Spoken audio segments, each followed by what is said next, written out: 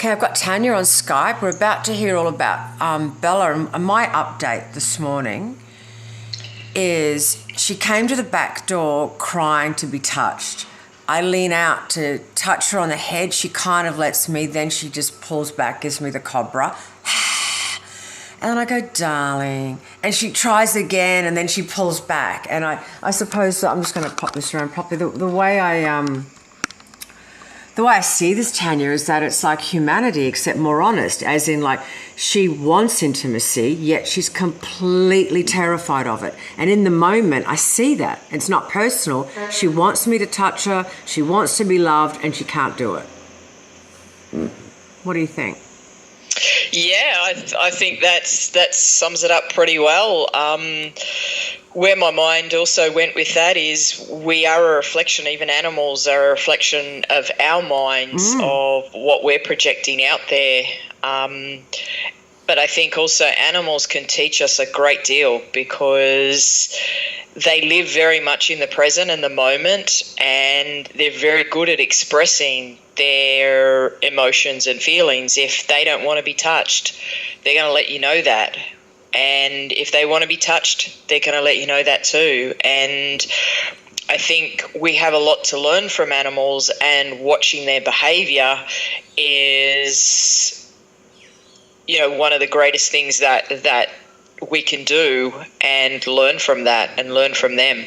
Exactly. Well, that's what the Taoists did, and that's where Qigong and Tai Chi and all that comes from, is from animal observation, However, in this case with Bella, it just doesn't feel like that for me. It feels like she wants to be touched, but there's something inside of her that's not allowing her to be touched. That's how it feels to me. Yeah, look, when I did the session, Jess, what came up is there's this sense that she's actually a wild cat rather than a domesticated cat. Ah. So that's the sense that I got there. So from that very beginning of her experience, she learnt to be a wild cat, not a domesticated cat. So for her to allow people to trust is a huge thing for her. So she has that sense that, yes, that's why she steps towards you and goes, yeah, I can have a pat, but it's that also I'm not trusting you because something could happen as soon as I reach out for that. So there is that sense that she wants affection and she wants touch, because let's face it, even with humans and animals, they need some kind of touch and some kind of affection to keep going. And it's the same as animals. And if we look at even wild animals, they generally have a mate or someone in a pack, or sometimes they touch, another wild companion. Where if we look at her, she's not getting that out in the wild, so she's actually reaching out. So that's where that point comes, that she wants some affection, she wants some touch, yet she's also scared to get that touch. So is it just that the way that we feel that we want to touch her and the way that she wants to be touched are two different sensing. I'm sensing that in two different ways. I was just giving her a very light connection on her third eye and her head, and so she could see my hand coming at her, because I am a cat whisperer and I really read them and I know what's going on. And to me, that she put her head into my hand to be touched, and then realizing that it was this amazing connection, she put her head back and then growled at me. Do you know what I mean? So it was like she wants it and she doesn't want it, because I'm feeling this as if she was found being wild, like that's how she was found, like bedraggled on the street somewhere, and that's how she came into the girls' lives. What's some actual stuff going on about her, like with me here and them being away? Like, for instance, is she happy with the setup? Because the setup is I leave the door open, she comes in, eats her food overnight. I think she sleeps in here. I wake up, she must hear me, she's out. And then we have a few kind of nice connections during the day. I call out to her, I see her, I wave to her, I take water and dry food out to her, I put it somewhere very safe. So we just have this real energy happening between us, and I'm figuring it's enough. It is enough. How do we know it's enough? Because that's exactly what's happening. It's when the mind goes into, we think there should be more there, that the issue comes up. So how do we know it's enough? Because that's exactly what's happening. She's happy with the arrangement. She's content. I also feel with the session that I did on her that even with continued sessions, she would never become a domesticated cat. That's just not in her makeup. It's not in her genetics for that to happen. And she feels quite content with the way things are because you're actually not forcing yourself onto her. And she's quite happy about that. Oh, that's great. And because, so there seems to be a sense of acknowledgement from both sides when I tune into that. And she's happy with the way she's getting fed. And she's getting that little bit of attention that she needs when she needs it and when she gets it. It's fortunate that she's too slow to kill birds and marsupials being a wild cat. You know what I mean? It's all very well and good, but it's what they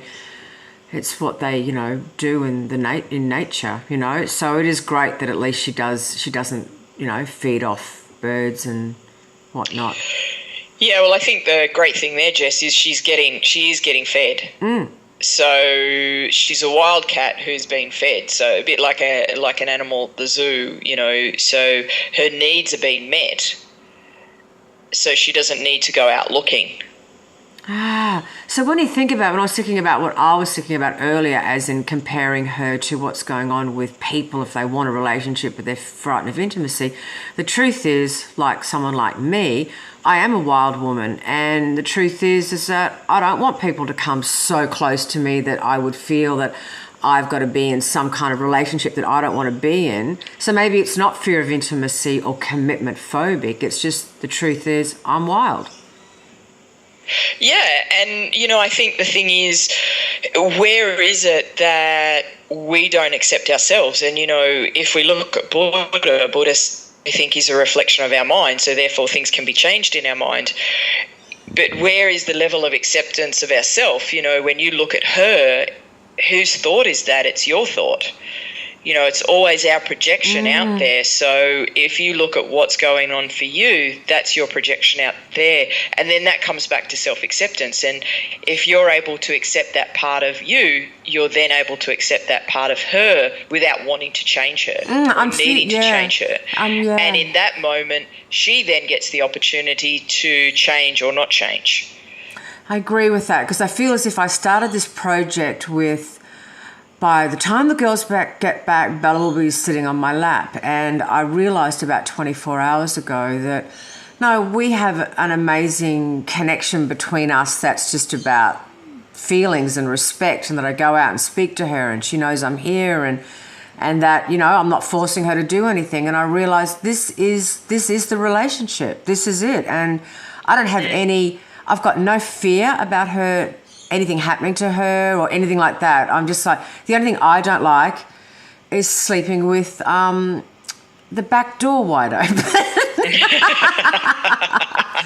Just for all the axe murderers out there.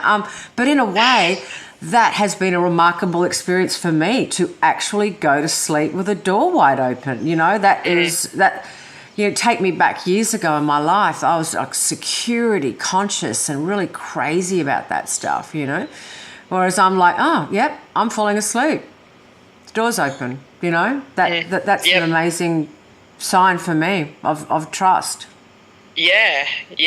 And it's, again, it's a reflection of who you are now and not in that state. Again, it's the mind. And, my sense about that is when we're very comfortable with ourselves, if you sense that you need to close the back door, you'll get up and you'll go and close it. And there's a very big difference between sensing into our guidance system and our knowing, and coming from a place of fear and worry. And that's where most people come from, is that place of fear and worry, is like, oh, I can't sleep with the back door open. What if? Rather than, okay, I'm sleeping with the back door open. In the middle of the night, I get the sense, oh, I just need to get up and close it. No question to it. You might get up and you might close it. you might not, because there's no sensing there, so I suppose that's a great place to be, because then you're in a state of relaxation, but you're also in a state of being in tune with your own inner guidance. I feel that. So to shut the Bella experience, sort of scenario down, how is she in herself as in wellness? Is she quite a well cat? Like, her organs, meridians, like is she good? Yeah, look, I didn't pick up anything major with her organs. I didn't pick up anything. I just did some general balancing with her, and that's all that I felt that I needed to do with her. Overall, she's quite a healthy cat.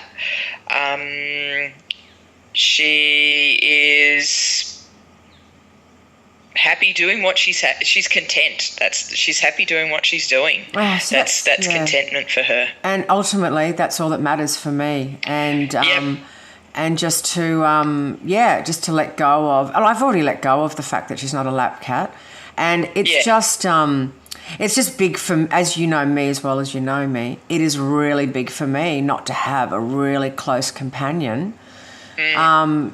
As a fur baby, or of course a Devon Rex is a half fur baby, but it's big for me not to be with a baby. You know what I'm like?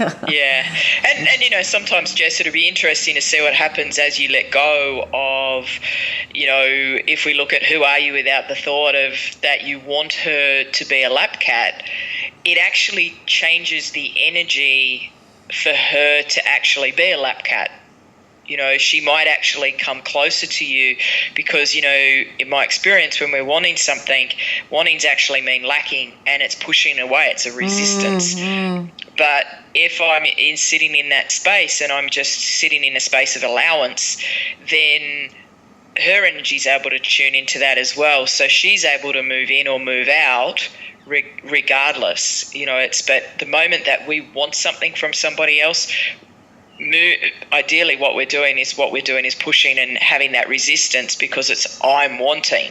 So my energy's out there like this, so somebody else's her energy's going, whoa, that's where I'm not wanting this. So when you're able to allow that just to happen, who knows what can open up. I suppose she is a lap cat with the girls. So she's accustomed to sitting on their laps when they watch Netflix in the evening. I mean, she's not overly. They said, look, she's not an overly affectionate cat. However, she will lie in the bed with us and she will lie on one of our laps, So that's I suppose I was just hoping for her that she would be just not missing a beat. Like, as in, the same thing kind of happens with, because the breakthrough is that the times the girls have gone away in the past, as you know, she sleeps under the bed or behind the cabinet and she's not allowed out.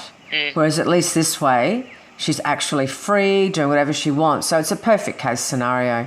And I've been, when I go on my walks, I've been patting plenty of dogs out there. So that's been, my connection, because my connection to nature is through cats and dogs. That's how my heart activates. So it's a very important medicine for me, to touch into that energy, But I feel as if we are really getting on well, just as we are. You're right, Yeah, and the next time, if there's a next time that you go back to sit her, anything can happen. That's when we're in a place of allowance. That's when what we call miracles happen. So maybe the next time you come back, then something else. She might get to that stage where she can actually sit on your lap. You can only hope. No, I'm totally cool. I'm totally cool either way. I'm just glad that I've been able to connect with you, and it's just really great to have someone of your experience to go deeper and deeper. As you know, I do really connect with animals, but I like to run everything past you because I just think you take it to that next level, Yeah, which I really appreciate. Okay, well, much love to you, my darling. Also back to you, gorgeous.